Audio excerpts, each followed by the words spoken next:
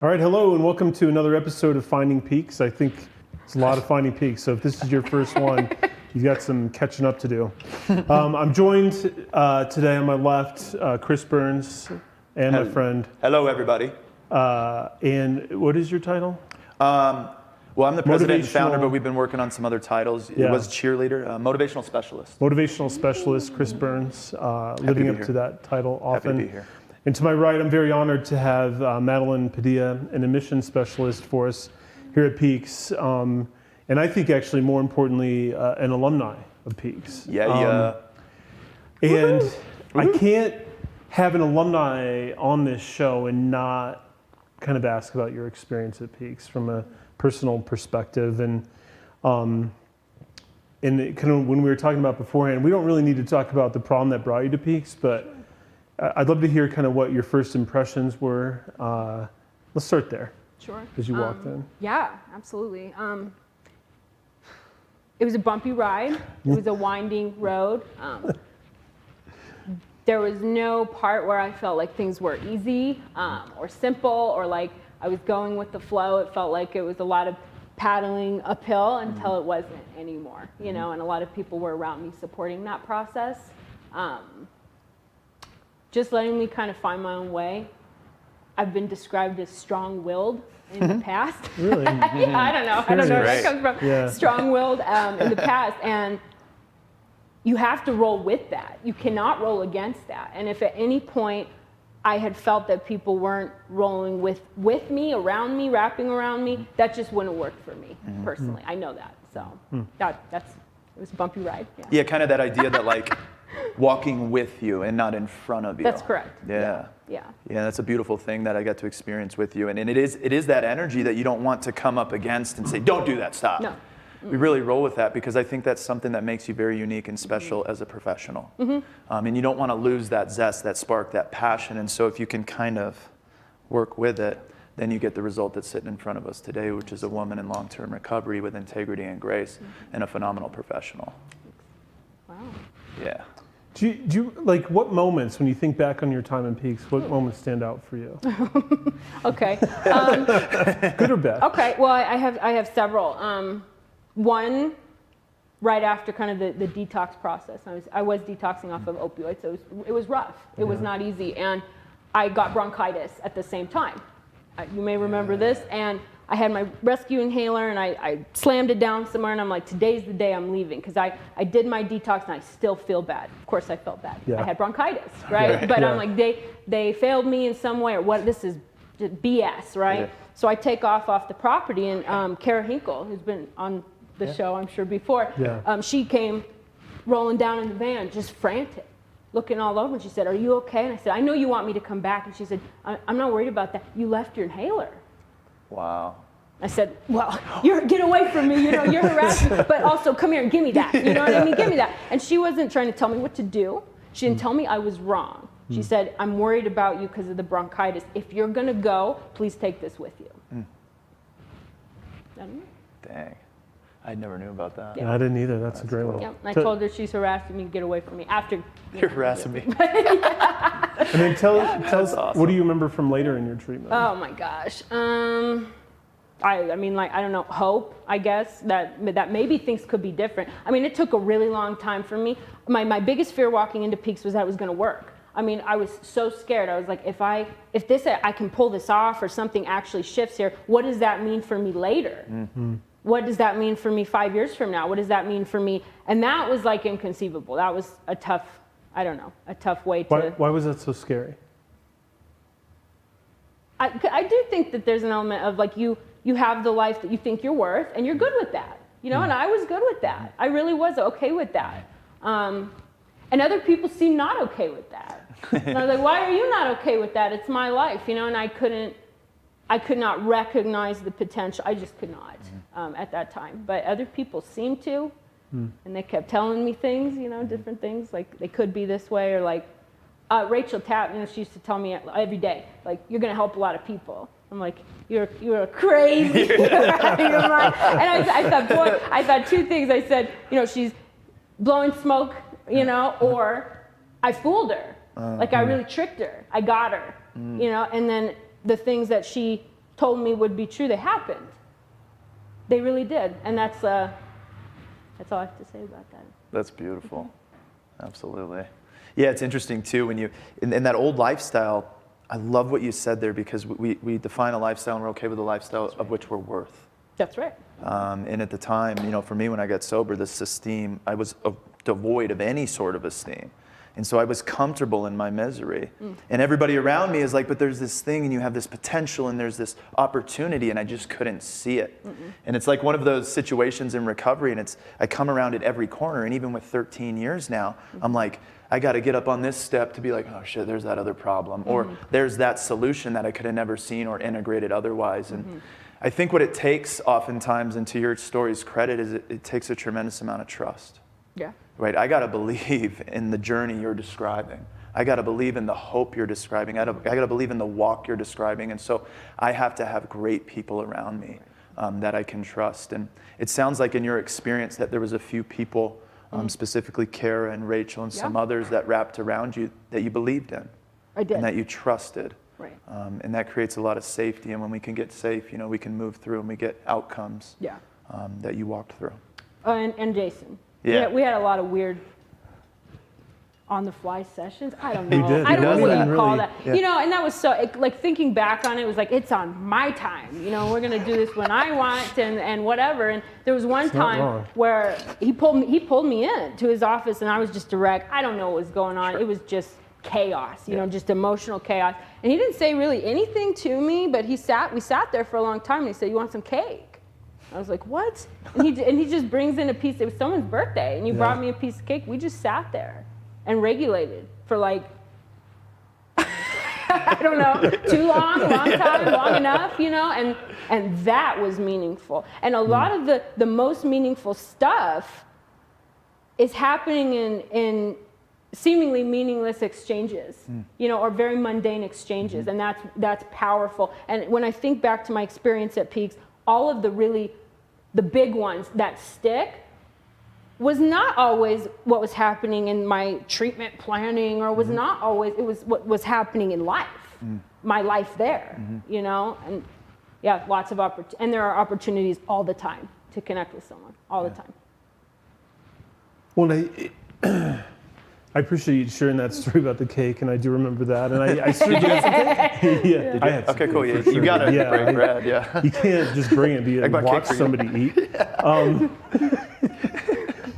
But I do think, Madeline, when I think about you too, I think of, a hut trip you did, and you led a meditation that I still find to be really profound, honestly, and I still contemplate it from time to time. But I do think at your graduation, when I told you too that there's like a path through this recovery program, and you took no steps on it. Like you wandered around and meandered around and did it the Madeline way, but you did it. Right. And you ended where you needed to end, and you had to do it the Madeline way. And I think to your point, like Peaks, I think we've had to change a lot with COVID and just with the market and all that. Like our program isn't necessarily identical to what it was as far as length of stay or what it all looked like, and some of the things we did.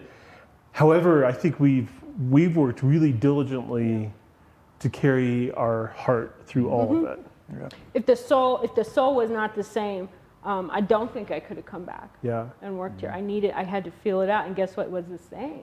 It was the same. You walk in the door, you can feel the energy, And Jason, what you're saying about it's not always point A to point B, that's so important, and that's why I'm so passionate about the admissions piece too, because everybody that walks in the door, their treatment's going to look different. Yeah. It's not going to be the same. And I love that we actually have the ability to honor that, that everybody ggets a different experience because their needs are different. Yeah. And that's cool to be able to say it, but then it gets delivered. It's a big deal. Well, I think we've talked about it on Finding Peaks, but I'm reminded of it again as you're talking about it, that like so much of doing good work with people doesn't occur at formal appointments. Some of it does. Those are important. Sometimes. But it is those between moments of being a human, and giving you an inhaler when you're when you're expecting shame or like guilt or whatever, and just showing up and being a human, and having a piece of cake with somebody, even if it's in quiet, just to regulate. I think that's I think the piece that I think we've had to be really careful to kind of make sure that we don't lose as we've grown and expanded and walked through the last few years. Like, I think it's been really important that part maintains. And I think that goes all the way back, Chris, to when you started Peaks too, of like, this wasn't necessarily centered around clinical aspirations. This was centered around just helping people who are suffering. Right. And I think we've done a great job of building a clinical and medical program around that, but it is still that heart, I think, that has been so important. Yeah, and I think also, too, to your point, is like, even when I think back to 2014, 2015, and 2016, one of my big pressing issues, especially with the young women in programming and the men, were like, we need to be of service to vulnerable people. And we need to make sure, the most vulnerable person is the guy that's walking through the door. And I used to have a rule that if that family gets out of the car and grabs their bags before everyone in this house, we're all done. We're not doing the family activity this weekend. We're just going to go to AA. We're not going to do it because it's so important. And that was in 2014 and 2015, and that's what we really lived in. I think in 2021, we actually do that better. We are so connected, and the care that we're bringing out to that client's car, for lack of a better term, is so much more broad, so much more integrated, and so much more intentional. With our CCAs being trained in mental health, with our CCAs doing peer recovery coaching, with a lot of the stuff we have now, that the connective tissue, I'll call it, is stronger than ever in my experience. And I keep thinking of the story in that book, What Happened to You, and when she was defining those small, meaningful moments with her mom. Yeah. And this was a young person who had done a lot of really cool stuff. And they said, what's the one thing you remember about mom? And she's like, eating Cheerios with mom at night. Totally. Yeah. And 15 minutes, I eat Cheerios with mom at night, and that's what I remember. Man, and that's the story of Peaks, is these small, meaningful, magical moments where we really can connect, and that's what I believe the whole industry is missing. Look at what you remember. It isn't. I mean, we planned groups. We had all kinds of clinical interventions that you planned, and it was stupid cake in an office. It just was. I'm sticking to that. No, but I think it just shows how important every interaction is, and really, you can't fake that stuff either. So I did want to tie this into you and how it informs your role on admissions. If you get a call from, a loved one of somebody who is struggling in addiction, how do you find those moments with them, or what are you looking for as you're talking to them? Sit first, solve later. Sit first, solve later. We don't have to. I know what the solution is. Right. I know, love I've lived it, I've been there, I get it. But sit first. And that's hard for me. Yeah. I'm so passionate about where we can go with this. Sometimes I start at the wrong end. And I've had families politely but respectfully back me up to what they're actually dealing with right now, and kind of ease me into that. And then I get a chance to sit first, and then we can solve afterwards. That's important. Yeah. Do you have an example of that? Like when you sat with somebody, obviously without sharing too much specific, but like, do you have an example of when you've had to slow down and sit with a family? Well, actually, as you're thinking of that, I was just sitting with somebody else in the admissions department like 2 hours ago, and they were telling me how just an empathic statement of like, she had gotten a call and just said, the family explained the situation, and this person really genuinely just said, well, that sounds really hard. And the family stopped for a second and was like, nobody's asked me that, or nobody's said that to me. No. Nobody's found that. And this is about them, right? They're like, Yeah. no, you misunderstand. This isn't about the family. This is about them. It's their problem, and I'm going to just suffer through it. Yeah. And we got to slow that down. What has this actually been like for you? And be willing to sit with the answer, because sometimes it's hard. Yeah. And it's ugly, and it's tough. But even to be asked that, it takes people off guard, And then they have to think, oh, what has this been like for me, And that's where family programming is so important too. Yeah. Wow, sounds like that's been hard. Please come. come to this thing. Come, Right. and it's not about them and their Right. process. It's not about, we don't care what Joe used to. Right. What about you? Yeah. And that's important, because if that system doesn't heal, and family and their loved one is reunited and it's not at least supported or wrapped around or healed in some way, I just don't think it's as successful. So that's also exciting to be able to offer the family piece. That's a big deal. Yeah, most definitely. Yeah, offering that family piece absent of the individual. Totally who's intrigued. separate. He's Doesn't doing, matter. he He's and good. she, they're doing their thing. He's eating cake. Yeah, he's eating cake. He's fine. Yeah. He's going to have good. breakfast, lunch, and dinner. He's got a team wrapped around him. Yep. And that's what I love really with Peaks, differently than other programs that I work for and differently than what we've done in the past with Peaks, is we have this family curriculum that just runs alongside the client's curriculum as well. And so to your point, when a client gets out of care, there's not this huge communication gap. It's actually integrated within the family system, and now we can begin to communicate in a more appropriate way. And it really starts to build the building blocks of that foundation for the family system. And to sit down there on campus with these young guys and mature adults and young women, and to watch them light up when they hear that my family's doing their therapy and going to their groups and doing their 6-week thing. I mean, they're almost brought to tears just as a result of their willingness to engage in the process with them. So it's a really beautiful thing. Absolutely. I think this is my last question for you, Madeline, but I was wondering what, if there are some families that are watching this and they haven't had the courage to call maybe a program or an admissions line, is there anything you can offer them as they are trying to figure out what to do with a loved one who's suffering with mental health or substance use?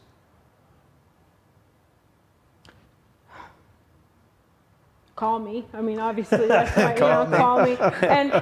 And sometimes it can start with the conversations. And sometimes we don't get resolution. Yeah. There is no solution. They're not coming. And that happens. And I personally have engaged in these relationships with someone weeks, sometimes months, and we just talk. Sometimes they come, sometimes they don't, and it's still valuable. It still matters.